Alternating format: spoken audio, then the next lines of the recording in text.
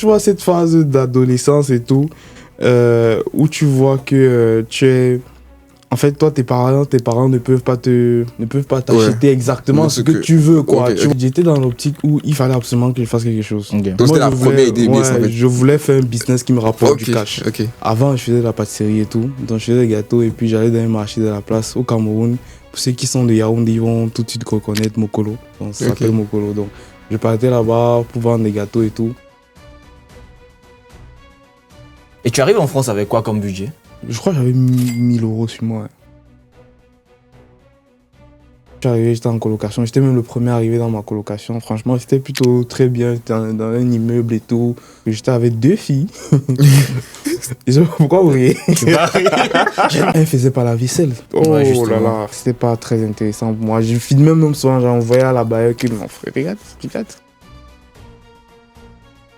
C'est-à-dire que moi, j'ai toujours été un pied à l'école, un pied dans le business. Donc, ce qui fait en sorte que dès que je suis arrivé en France, j'ai tout de suite commencé en fait, à acheter des formations. Okay.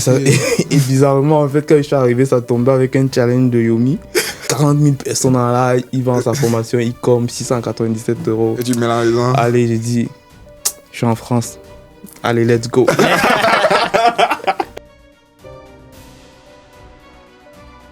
Moi, je pense que les parents, ils veulent notre bien. C'est-à-dire, quand ils payent les études et tout, c'est que l'enfant essaye d'aller le plus loin possible.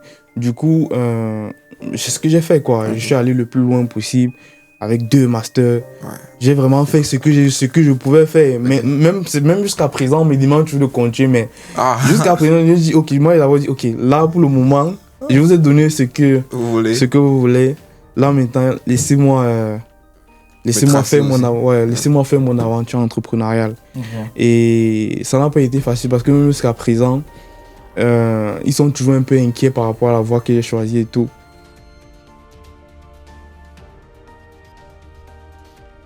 De toute façon, qu'est-ce que j'ai à perdre même? Au pire, je rentre au pays. Au pire. Parce que c'est aussi ça le problème des étudiants étrangers quand ils arrivent.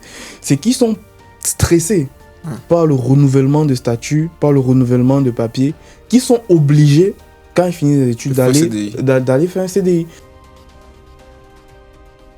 Une fois que tu prends ton diplôme maintenant, tu as la possibilité de faire ce qu'on appelle le RESE. Le RESE, en fait, c'est un statut, ça veut dire recherche, emploi, création d'entreprise. Donc du coup, tu prends ça, c'est 1 an. Le danger avec ça, c'est que, et beaucoup de gens n'aiment pas ce statut-là, c'est parce que c'est pas renouvelable. Du coup, c'est 1 an. Pour avoir un emploi ou pour trouver une entreprise, ou pour créer une entreprise. Donc moi, je me suis dit, OK les gars, j'ai 1 an, j'ai 1 an focus pour faire de l'argent. Pour que ça marche. Si ça marche pas, il n'y a pas de souci, on rentre. Mais si ça marche, on continue. Est-ce que ça marche? Bah oui, est-ce que tu es là?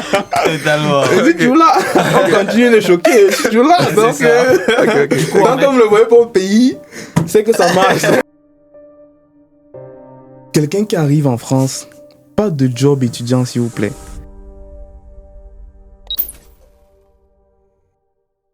Alors la team, avant de continuer, nous avons quelque chose de très important à vous partager. Regardez là, comme vous pouvez le voir sur ces statistiques, plus de 50% des personnes qui suivent ce podcast étrangers en France ne sont pas encore abonnés à la chaîne.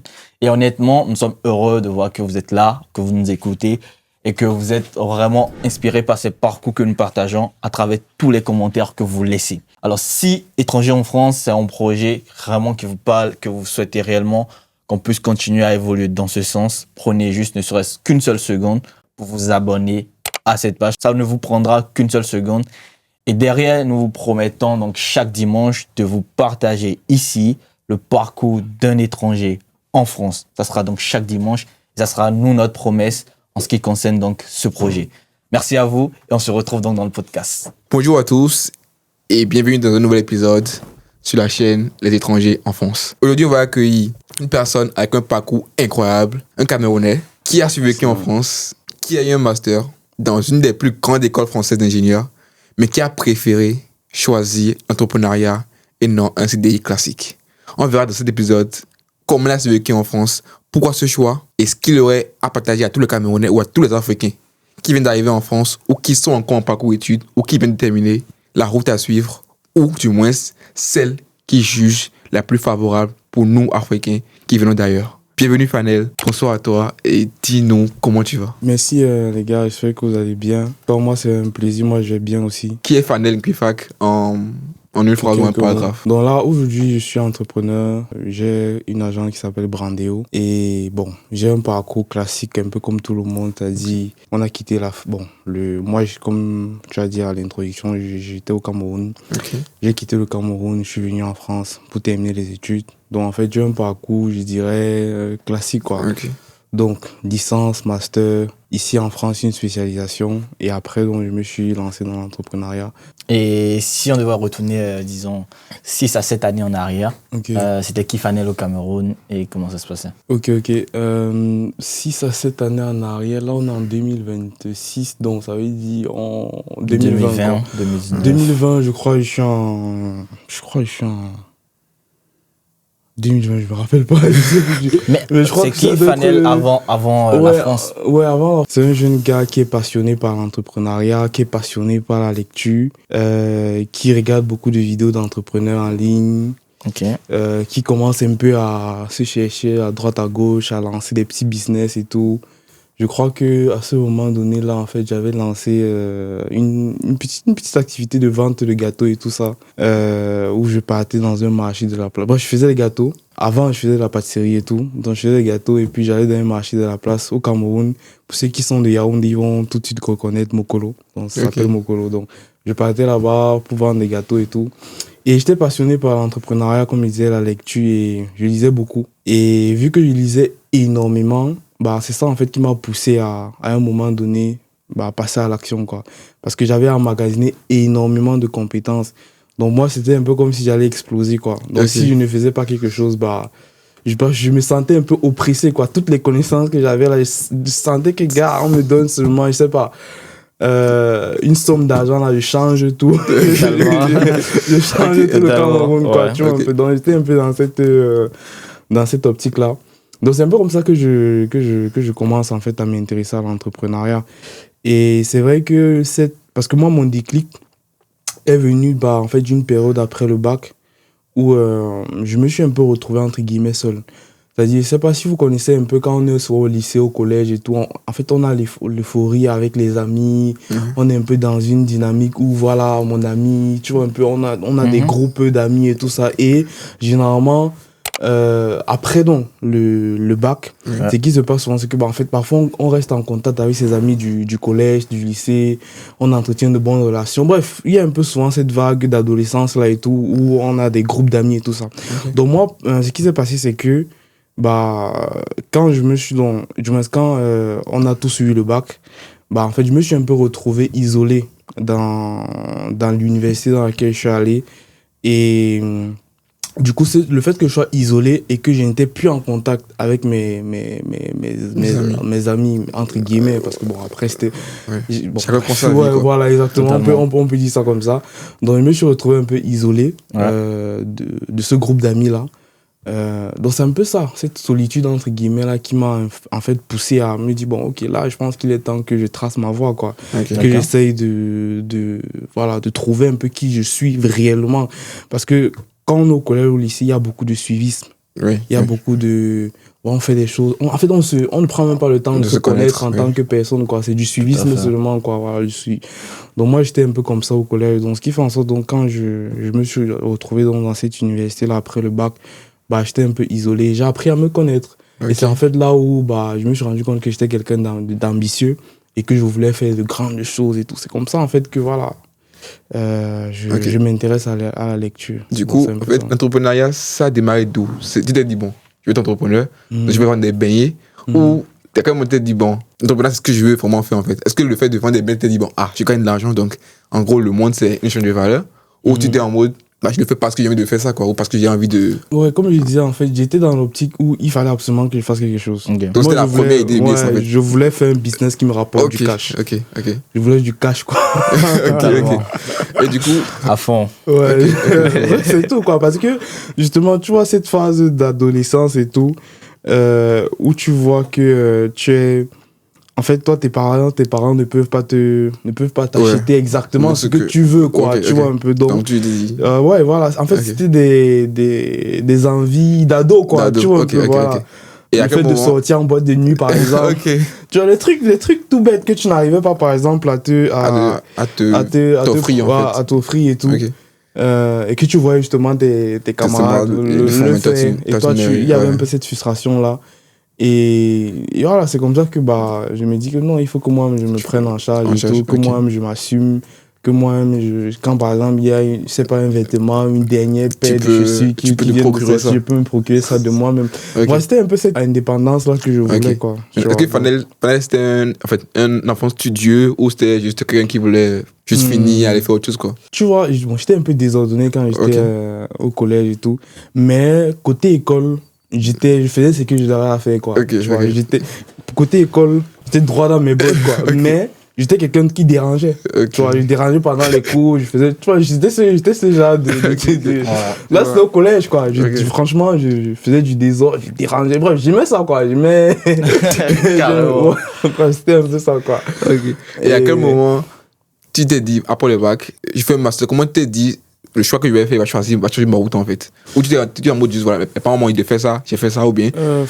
Franchement, on a très peu de vision quand on est encore au collège. Très peu de vision de l'avenir. On ne sait pas exactement ce qu'on veut faire. Du coup, je crois que mon choix de filière venait du... Je ne sais même plus d'où mon choix de filière venait, mais je crois que... vu que dans ma famille, pour être assez vague, dans ma famille, j'ai des personnes qui travaillent dans la banque et tout. Je crois que c'était un peu le fait de côtoyer souvent de temps en temps ce milieu bancaire-là qui m'a poussé à choisir la comptabilité, parce que c'est avec ça que j'ai commencé mes premières années d'université. Donc je crois que c'est un peu ce milieu-là, et le fait aussi que je me disais, bon, la comptabilité c'est pas mal, c'est intéressant, ça parle d'argent, voilà. Donc voilà, c'était un peu... Je me rappelle plus très bien exactement ce qui m'avait poussé, mais je crois que c'était ça, le fait de côtoyer le milieu bancaire, de par mon entourage familial et l'ambition que j'avais, voilà. À partir de ce moment-là, donc tu démarres en fait ton parcours universitaire au Cameroun. À quel moment t'es venu le déclic de te dire je vis en France? Ah non, le déclic de je viens en France, ça vient très très très très loin, et ce n'est même pas moi en fait. C'est mes parents qui me proposent d'aller en France.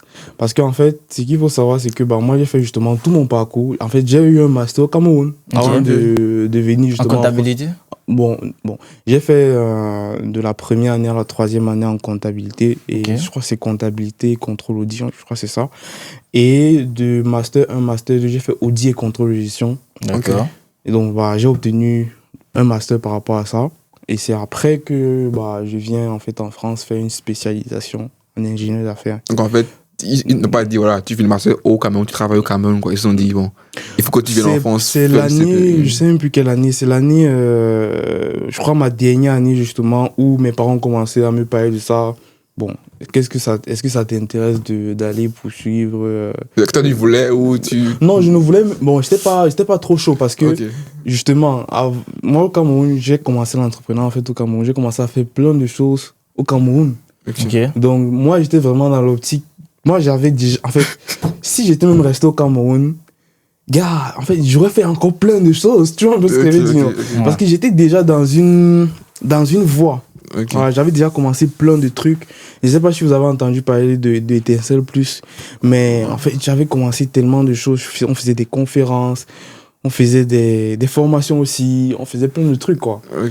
Et puis ça t'a déstabilisé un peu. Ouais, justement, vu que j'étais déjà engagé dans ça, le fait qu'on me propose d'aller continuer mes études à l'étranger, je me suis dit pourquoi pas. Surtout que j'avais un aîné que je côtoyais beaucoup. Je sais pas s'il va vouloir que je le cite, mais bon. Bref, il faut juste savoir que j'avais un aîné.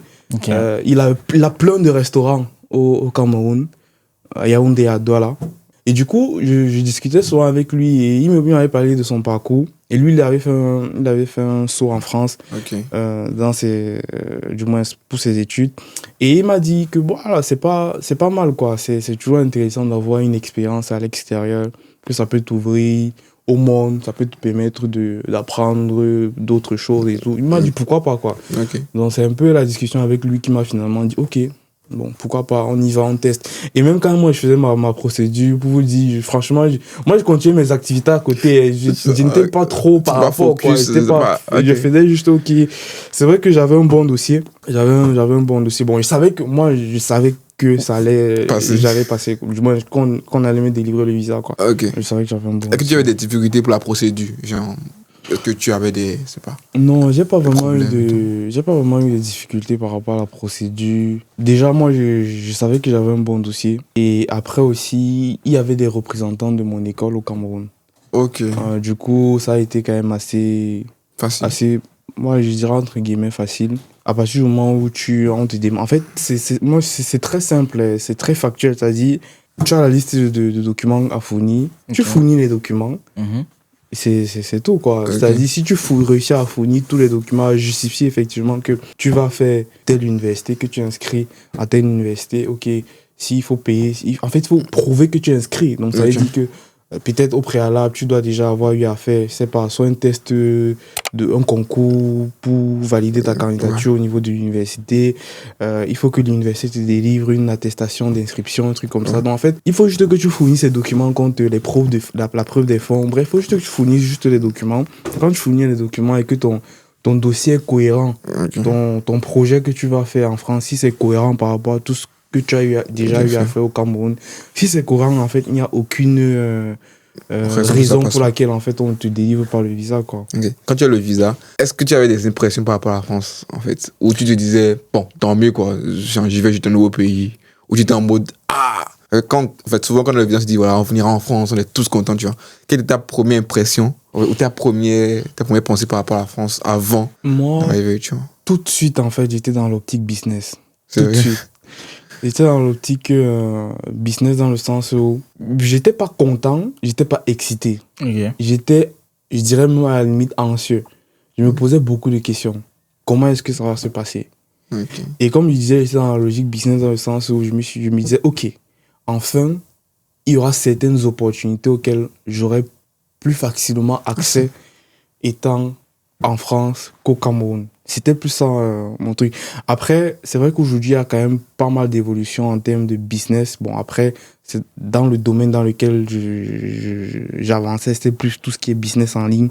Mais toujours est-il que, voilà, au Cameroun et même en Afrique de manière générale, en Afrique francophone de manière générale, il y a certaines difficultés liées au contexte qui font en sorte que l'accessibilité au business en ligne est un peu plus compliquée, quoi. Okay, voilà. Okay. Donc, ce qui fait en sorte que j'étais vraiment dans cette optique. Je me disais, ok, là, si je pars en France, il y a pas mal de possibilités qui pourront s'ouvrir pour moi. Ouais. Et c'était plus dans cette réflexion-là que, ok, qu'est-ce qui va se passer concrètement une fois que je serai sur place. Okay. C'est un peu ça. Du coup, quand tu arrives en France, comment ça démarre en fait la phase d'intégration? Comment ça se passe? Ok, pour moi, ma phase d'intégration, en vrai de vrai, ça se passe très bien. Pourquoi? Parce que, comme je vous disais en amont, en fait, moi, j'avais déjà commencé du business quand j'étais au pays. Okay. Donc, ça veut dire que quand j'étais au Cameroun, j'avais déjà même des clients qui étaient en France. Donc, en fait, ça a juste été une continuité. Donc, quand moi, je suis arrivé, mes clients... Tu avais des clients dans quel secteur? Justement, peut-être si on fait marche en arrière. En fait, quand j'étais au Cameroun, j'avais, avec d'autres personnes et tout, on avait créé une sorte de communauté qui s'appelait Étincelle Plus. Okay. Mais à côté d'Étincelle Plus, bon, c'est grâce à Étincelle Plus, tout ce qu'on faisait sur Étincelle Plus, parce que c'était un truc, c'était une page Facebook qu'on animait, on faisait plein de trucs. Et derrière cette page Facebook, j'ai eu, je dirais, la compétence de création de contenu et de gestion de pages.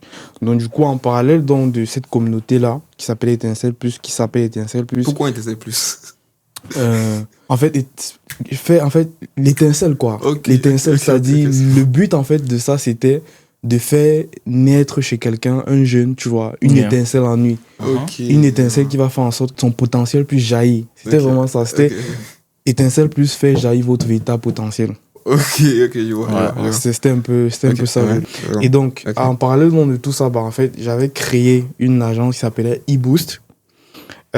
eBoost, dont faisait l'accompagnement des entreprises au Cameroun dans la création de contenu sur Facebook. Ok. Du coup, j'avais aussi des clients en France. Ok.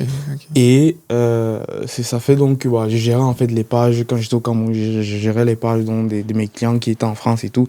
Donc, ce qui fait en sorte que j'ai pu créer quand même un petit réseau quand j'étais au Cameroun, un petit réseau dont des personnes qui étaient aussi camerounaises mais qui vivaient en France. Ok. La diaspora. De la diaspora, exactement. Donc quand je suis arrivé en France, c'est ce même réseau-là qui, je dirais, entre guillemets, qui a facilité mon intégration. Donc, tu n'avais pas la famille à côté où tu t'es Non, j'ai aucune famille en France. Donc du coup, déjà depuis les bancs au Cameroun, je dirais que tu travailles déjà en tant que freelance, community manager. Exactement, si c'est on ça. doit, Si tu peux, ouais, c'est ça. ouais, si on doit le résumer. Ok, parfait. Et tu arrives en France avec quoi comme budget? Financièrement, tu arrives comment? Je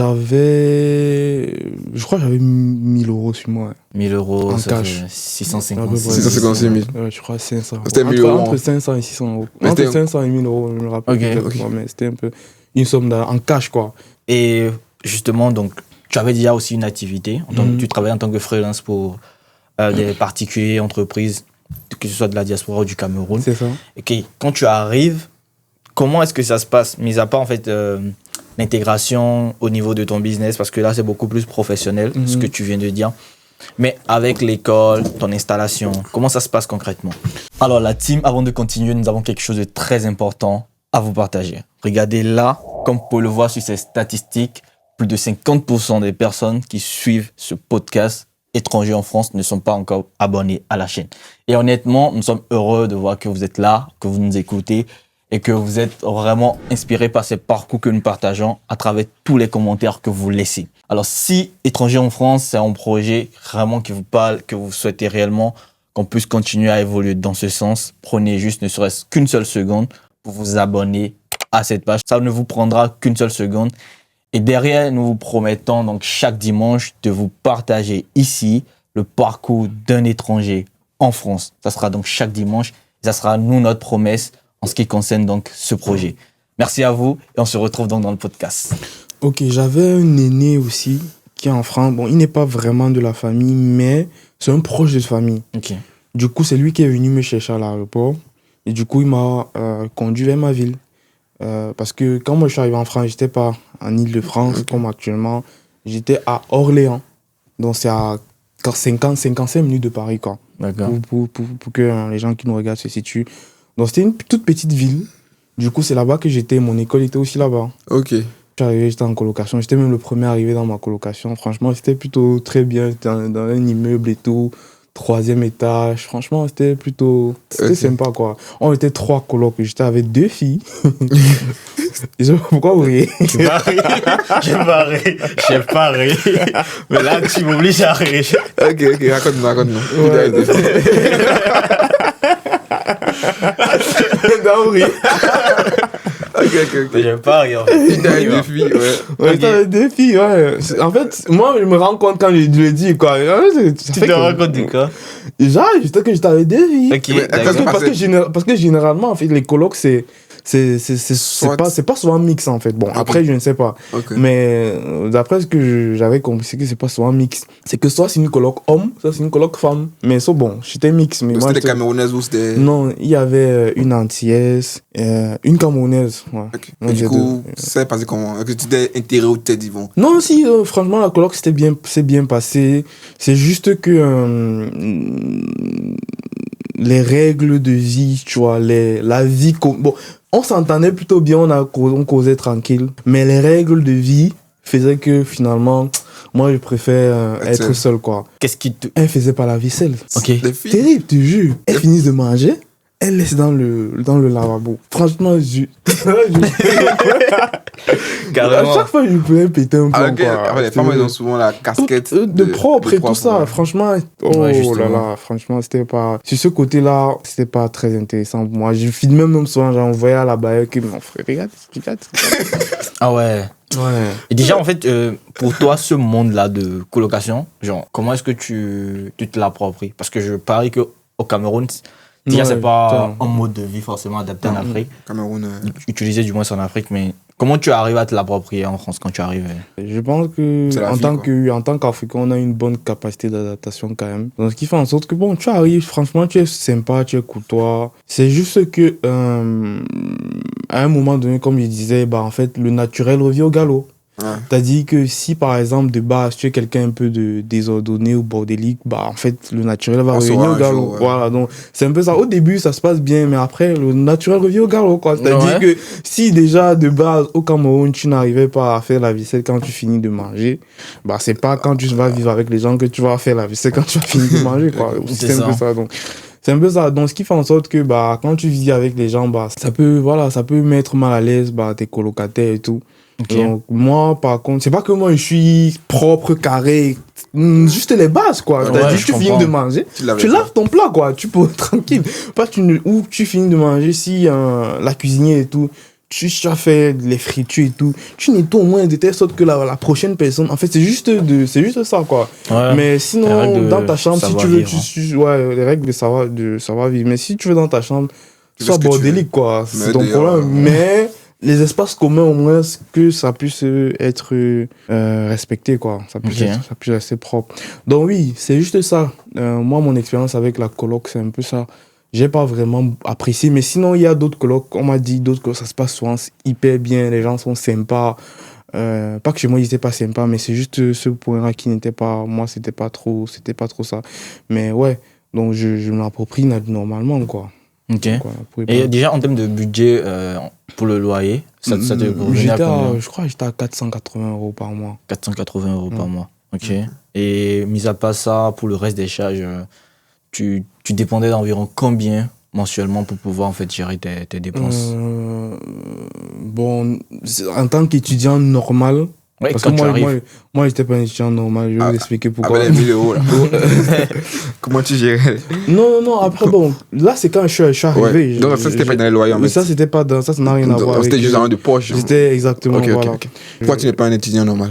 Non, tu posais d'abord une question. Par rapport avant d'arriver à pourquoi j'étais pas un étudiant normal. Ouais, ton budget donc, mensuel. Le budget, voilà, exactement.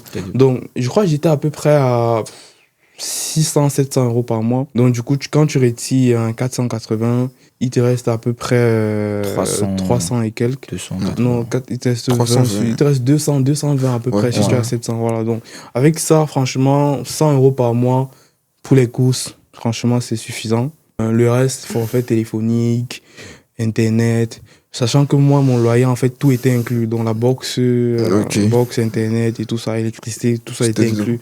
Donc, je n'avais pas des problèmes par rapport à tout ce qui est électricité, Wi-Fi et consort. C'est que j'avais un forfait téléphonique.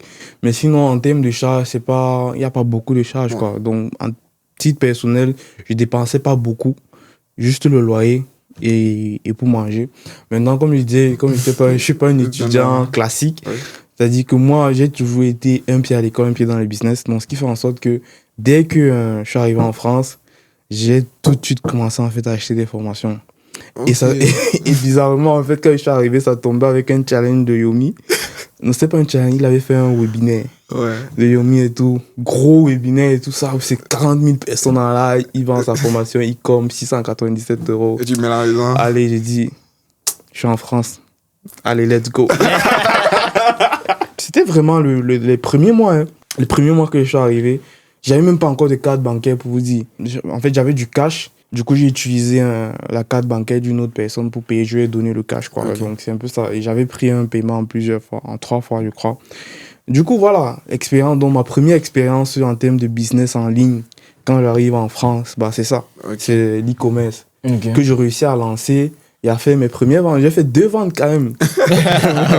J'ai fait 2. C'est-à-dire, en fait, j'ai fait tout le process, c'est-à-dire copywriting, créatif, lancement des publicités. Jusqu'à la vente, AliExpress, sourcer le produit. J'ai fait 2, j'étais content. Enfin millionnaire. J'ai fait 2 ventes. Maintenant, après, la réalité m'a rattrapé parce que bon, je me suis rendu compte que bah, si vous voulez bien faire le chose, il fallait du budget. Il fallait du cash, quoi. Il fallait du cash, il fallait au moins que j'ai un truc comme 2000 €. Et même ça encore, quand je prends le recul aujourd'hui, je me rends compte que 2000 € même pour bien faire les choses dans ce business. Je parle en France, c'est parce que je vendais en France. Pour faire ce business-là. Ça ne suffit pas parce qu'aujourd'hui, c'est les marques qui commercent. C'est pas du dropshipping en fait. C'est pas du dropshipping 2.0 comme il le disait. En fait, il faut vraiment avoir une vraie marque. Il faut avoir des délais de livraison courts, extrêmement compétitifs en fait. En fait, c'est pas possible aujourd'hui d'avoir les délais de livraison de 10 à 15 jours comme avant. Non. Ça, c'est plus possible, en fait. Donc, du coup, il faut vraiment que tu aies soit des sous-sons en Chine, soit des... Donc, du coup, je me suis dit, bon, là, il faut que je fasse une pause. Je fais d'abord autre chose qui va me donner plus de cash. Et potentiellement, après, on reviendra sur le e-commerce. Mais comment tu vas jumeler e-commerce et études alors? Gars, en France, l'école est facile. Ok. En France, l'école est facile. Donc, du coup, c'est vrai que j'avais la fréquence d'études, 1 semaine à l'école, 3 semaines en stage. Ok. Mais en vrai, de vrai, l'école, c'était tranquille, quoi. Ok. J'avais connu pire. Cameroun. J'avais connu pire, gars. Ok, et quand tu passes l'étape où tu vois que bon, là, tu es bloqué en termes de budget, tu peux pas vraiment évoluer dans le domaine du e-commerce. Parallèlement, tu continues les études. Comment ça se passe côté faire entrer de l'argent pour pouvoir quand même, parce qu'en France quand même, il faut en avoir de côté pour pouvoir survivre, que ce soit les parents qui t'envoient ou que tu fasses un truc. Ouais, Comment tu gères ce volet-là? Bon, pour le côté de mes charges primaires basiques, j'avais pas de problème parce que il y avait l'AVI. Okay. Donc ça, en fait, l'AVI, c'est attestation de virement irrévocable. En fait, c'est une somme qui est bloquée dans un compte au pays et qui atteste que tous les mois, en fait, il y a une fraction de cette somme qui est bloquée qui va arriver sur ton compte en France. Donc ça, j'avais ça sur 1 an. Tous les étudiants, en fait, en principe, ils ont ça, sauf s'ils ont un garant ou ils font autre chose, quoi. Okay. Donc moi, j'avais ça sur 1 an, donc. Mais, donc, côté charge, pour payer les charges, j'avais pas de problème en tant que tel. Donc, je crois que j'ai répondu à ta question par rapport à ça. Maintenant, moi, vu que comme je n'étais pas un étudiant normal, il fallait toujours faire un business à côté. Donc, une fois que j'ai mis d'abord en pause le dropshipping, bah, en fait, je me suis lancé. J'ai repris, en fait, eBoost. Mais eBoost qui est devenu Brandio, en fait. Donc, voilà. Donc, c'est un peu ça. C'est eBoost qui devient Brandio parce que, en fait, je me rends compte très vite qu'en France, c'est pas les mêmes besoins que je répondais quand j'étais au Cameroun. Je me rends compte que les besoins sont différents. Ici, il y a plus la vidéo, c'est plus la création de contenu sur Instagram, sur TikTok, sur YouTube. C'est plus aussi du contenu vidéo. Parce que, justement, ce que je faisais sur Facebook, c'était plus des articles, des tests et tout ça. C'était comme ça qu'on animait les pages. Mais je me rends compte qu'ici, c'est pas pareil. Les gens ont d'autres besoins. Ils veulent être sur Instagram, ils veulent être sur TikTok, ils veulent être sur YouTube. Et ça, c'est de la vidéo. Et vu que dans tout mon parcours au Cameroun, bah, en fait, moi-même, je faisais déjà des vidéos. Je savais déjà un peu le montage vidéo. En parallèle aussi, j'avais déjà aussi une chaîne YouTube où je faisais un peu plein de trucs. Donc, du coup, bah, c'est en fait ce service-là qui décide en fait, de proposer aux entrepreneurs qui sont en France la vidéo, la création de contenu vidéo et la gestion autour, quoi. Avec quel lien il y a entre comptabilité et vidéo? Il n'y a aucun lien. Et moi, ce que je vais dire par rapport à la compta, moi, je m'étais finalement convaincu de moi-même que, ok, c'est toujours intéressant de faire l'étude de compta. Ça te permet de faire, quand tu fais du business, de comprendre un peu tes chiffres, de pouvoir analyser toi-même quand tu fais un bilan, quand tu fais un compte de résultats. Ça te permet quand même d'évaluer, de voir, de comprendre un peu la santé financière de ton business. Voilà, quoi. Donc, moi, je me suis... Il n'y a pas eu au fond de toi un mot en mot, ça, je connais de l'argent avec le business, tu laisses ça, tu vois. Tu n'as pas eu cette envie-là de laisser comptabilité. Parce que ça n'a aucun lien, en fait. Tu t'es pas dit à un moment donné, trop pas, quoi, je laisse la comptabilité et me concentrer en fait sur mon truc, tu vois. Non, moi, j'ai pas pu arrêter les études avant. Parce que, bon, déjà, il fallait honorer les parents qui ont financé tout ça. Donc, il fallait les honorer, il fallait les rendre fiers. Du coup, j'ai tout fait ça. J'ai tout fait ça jusqu'à mon dernier master. Ici en France. Tu as quand même fait le master. Oui, tu vois, donc en fait, j'ai fait tout ce qu'ils m'ont... Parce que voilà, je dirais, moi je pense que les parents, ils veulent notre bien. C'est-à-dire, quand ils payent les études et tout, c'est que l'enfant essaye d'aller le plus loin possible. Du coup, c'est ce que j'ai fait, quoi. Je suis allé le plus loin possible.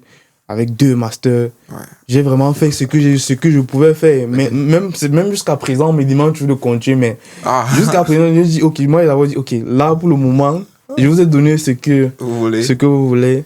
Là, maintenant, laissez-moi faire mon aventure entrepreneuriale. Et ça n'a pas été facile parce que même jusqu'à présent, ils sont toujours un peu inquiets par rapport à la voie que j'ai choisie et tout. Mais bon, c'est comme tous parents, quoi. Ils vont toujours s'inquiéter, mais le plus important, c'est d'avoir des résultats qui apaisent en fait le cœur des parents, quoi. Et ton second master, c'était sur quoi? Bon, où ici en France? Ouais, en France. Ingénieur d'affaires. Ingénieur d'affaires. Ok, Au pays, c'est audio contrôle gestion. Ah, ok, d'accord. Donc, toujours dans le domaine des finances. Ouais, Tout exactement. ce qui tourne autour. Ok, parfait. Et par la suite, comment est-ce que ça évolue concrètement au niveau donc, du business? Déjà, tu as dit que généralement, sur tout ton parcours, tu étais une semaine à l'école et une semaine. Et 3 semaines. Et 3 semaines Ouais. en stage. En stage, ouais. T'as fait les stages ou... Ouais, j'ai fait un stage. Ok, parfait. Et comment est-ce que tu es arrivé à gérer la partie activité, à structurer en fait la partie business pour pouvoir vraiment ne pas avoir de décalage avec les études?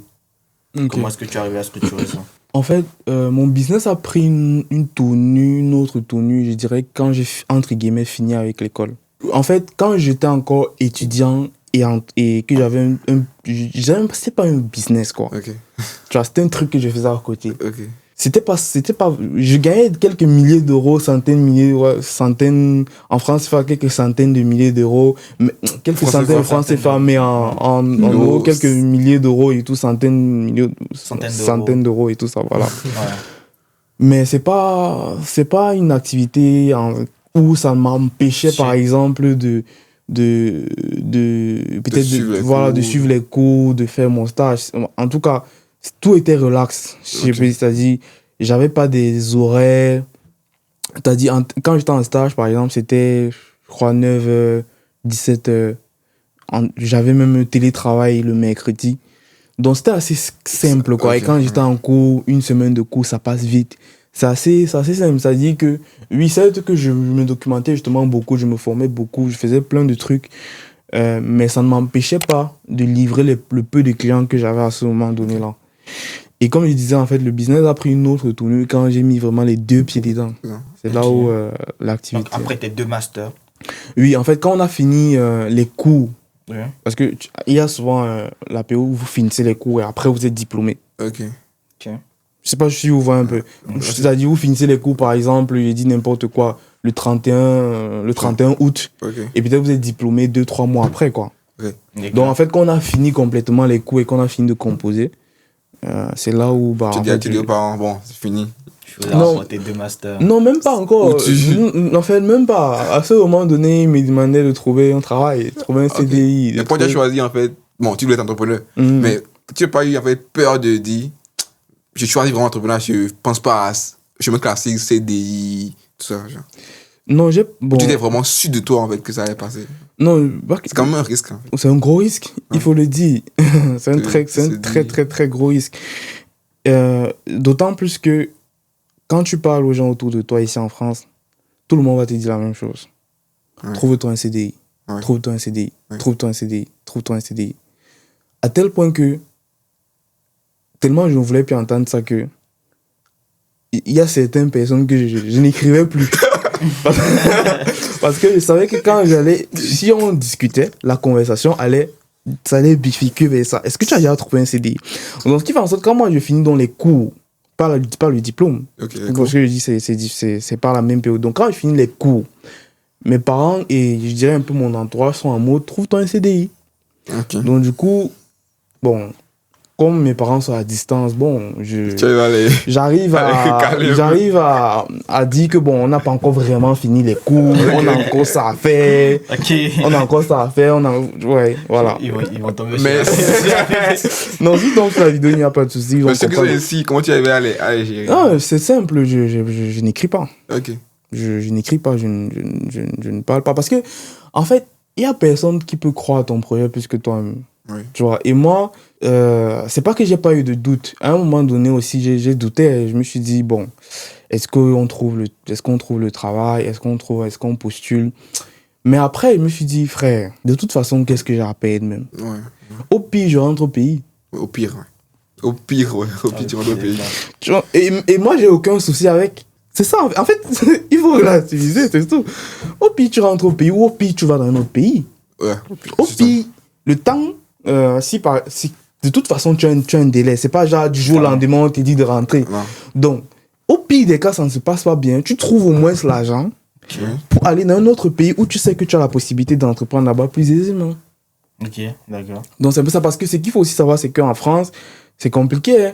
T'as dit que il faut que ton projet soit viable pour faire un renouvellement de statut avec. Parce que c'est aussi ça le problème des étudiants étrangers quand ils arrivent. C'est qu'ils sont stressés par le renouvellement de statut, par le renouvellement de papier, qu'ils sont obligés, quand ils finissent les études, d'aller faire un CDI. Parce que c'est entre guillemets la seule voie qu'ils ont. De passer d'étudiant à salarié. Pour passer d'étudiant à salarié ou pour continuer de rester en France. Quoi. Parce que les parents qui ont mis beaucoup d'argent, ils veulent que tu restes en France. Ils veulent que tu restes en France pour que tu les aides, quoi, pour que tu aides la famille, pour que tu sois peut-être, c'est pas tu aides tes frères. Bref, ils attendent un retour sur investissement, entre guillemets. C'est pas on t'envoie juste pour tes beaux yeux, quoi. Tu dois travailler sur place, tu dois faire du cash. Et demain, ça va aider la famille, ça va aider tes frères, bref, toi-même, ça va t'aider aussi. Donc, c'est un peu la seule voie, quoi. Donc, ce qui fait en sorte que quand, justement, les gens qui n'ont pas eu, je dirais, je sais pas si c'est une chance ou c'est une malchance, mais bref, c'est à chacun de voir ça, mais des personnes qui n'ont pas eu une expérience business au pays, quand ils arrivent en France, ils sont d'office CDI. Ouais.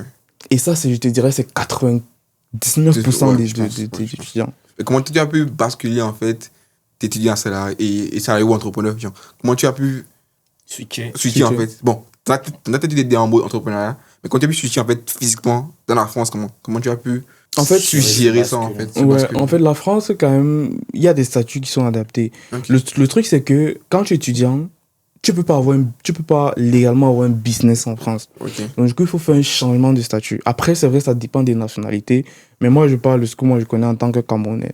Donc, du coup, quand tu es étudiant, tu as le statut étudiant, tu peux pas créer, par exemple, une micro-entreprise ou créer une entreprise. Okay. Tu peux pas. Du coup, il faut faire un changement de statut.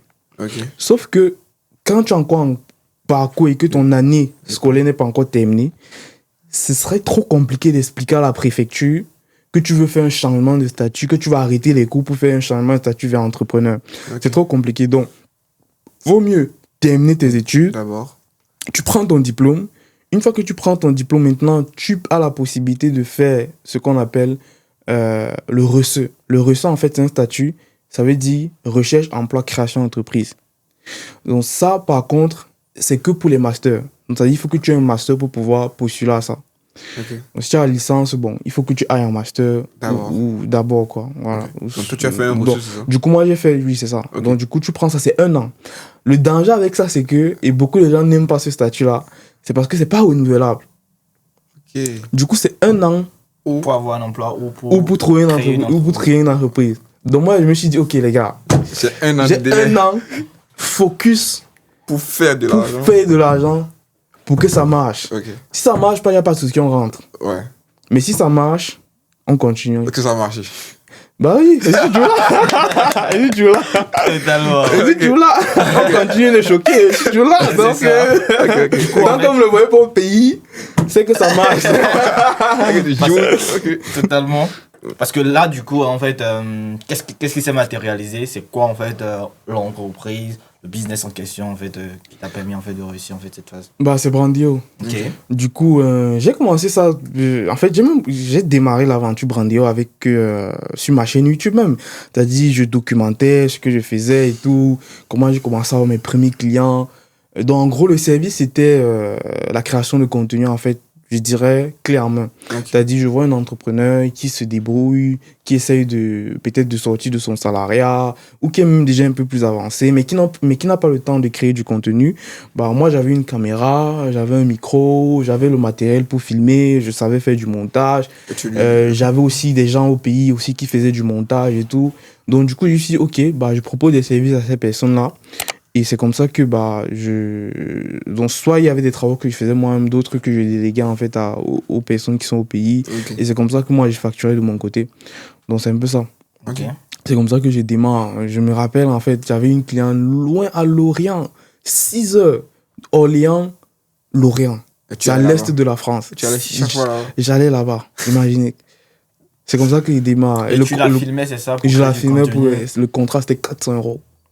Par contre, par mois. Par mois, ouais. et déplacement y compris ou... Déplacement, tout compris. Et tu le faisais Je le faisais. 6 heures. 6 heures de route, aller-retour. 12 heures de voyage. Une demi-journée, quoi. Une demi-journée. Ah ouais. Je le fais, Tu sais chercher là. Il fallait que ça marche. Il fallait commencer. Je n'ai pas le choix. Il faut commencer quelque part, quoi. Ok, ok. Il fallait commencer quelque part. Donc c'est aussi ça, quoi. Parce que pour moi, c'est une chance. D'autres personnes n'ont pas cette chance-là. Moi, j'ai jamais, par exemple, fait de job étudiant.